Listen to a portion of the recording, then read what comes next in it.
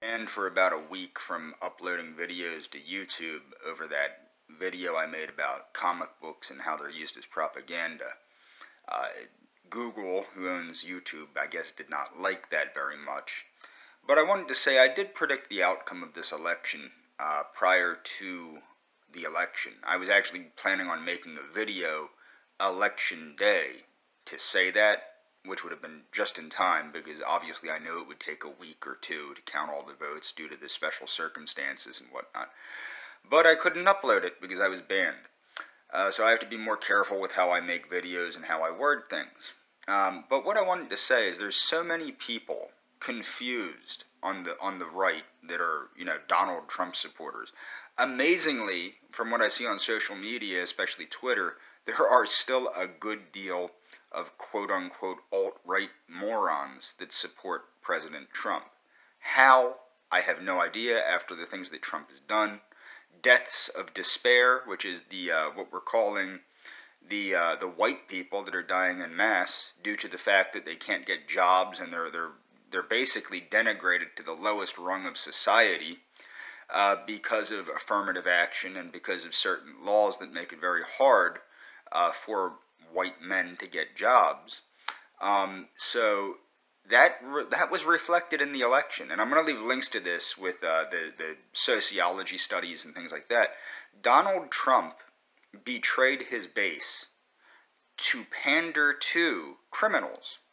And I'm not going to get into what ethnicity or race those criminals were, but let's just put it this way. He pandered to criminals with the First Step Act, which let tens of thousands of violent criminals. People are dead now because of the people he let out of prison that have killed people that were just law-abiding, everyday Americans that are now dead because he decided to let people out of prison because he was pandering to criminals. Okay, that's number one. Number two, you have these crazy laws like the Opportunity Zones and the upcoming Platinum Plan, which is a gigantic communistic wealth-shifting scheme to shift money not from the rich, not from the rich, but from the working poor to the people that don't do anything for the money.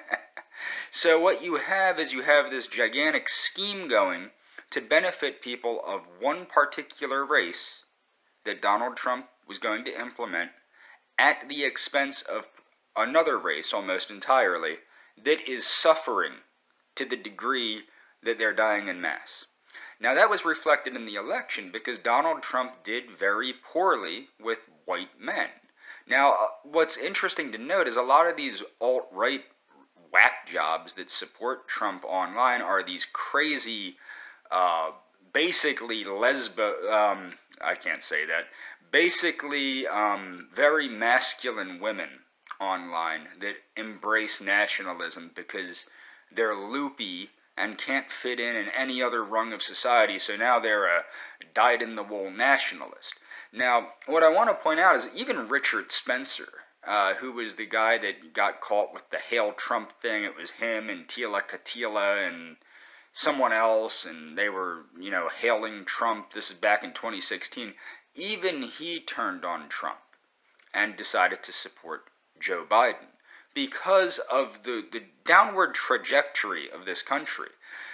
We've gone from a crappy republic under Obama to an oligarchical banana republic under Trump.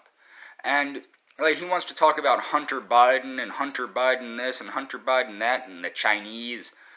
He doesn't talk very much about Ivanka and the deals that he got Ivanka through Xi Jinping, allegedly, I don't know if this is why it happened, but magically after he met with Xi Jinping, what's-her-face, Ivanka gets all these trademarks and all this, fast-tracked in China.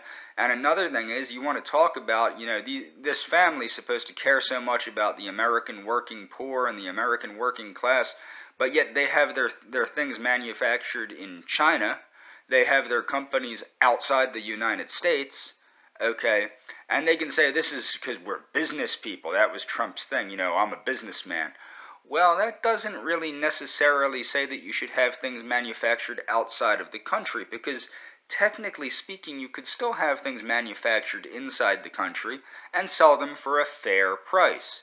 I've noticed this with clothing and other things. You can actually buy American-made products in the United States, manufactured here by actual Americans, at a fair price in comparison to the Chinese manufactured goods that are manufactured by basically modern-day colonialists to make a fat profit. The fattest profit they can make is basically what's going on.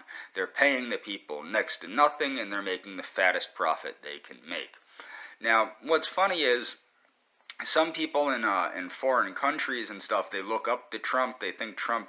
This is the thing with Trump. Trump has gangsta appeal because he carries himself like a pimp. I mean, that's basically what he does.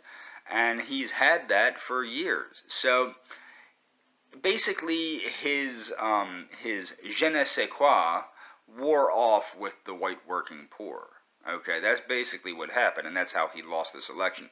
He did slightly better with Latino voters, and slightly better with black voters, and slightly better, I believe, with white female voters, but he did not do well overall.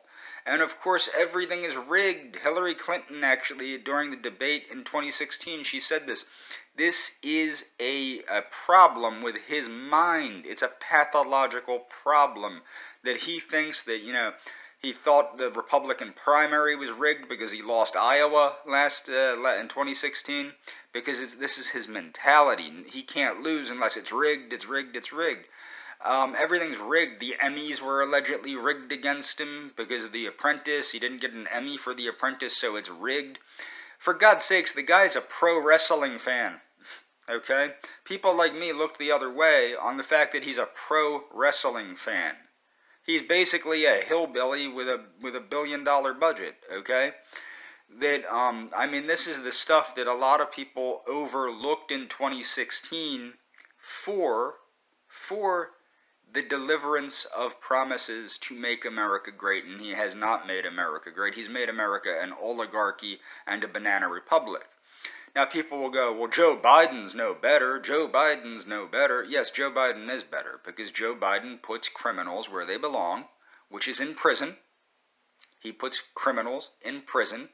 As he stated, I'm paraphrasing because I can't remember exactly, but he said, you know, he goes, you really think that I'm, Joe Biden, you know, a guy that's a socialist with a soft spot for rioters? Come on. I mean, that's what he said, and he's right. That's not Joe Biden. Joe Biden has been a conservative Democrat the whole time he's been in office. Kamala Harris is a little bit more liberal, but she is very conservative, especially in law and order. So you have two conservative Democrats. Not even mainstream Democrats. They're not even center-left. You have two conservative Democrats that the Trump administration was trying to, you know, make people think were somehow crazy socialists like Bernie Sanders, and that just wasn't the case.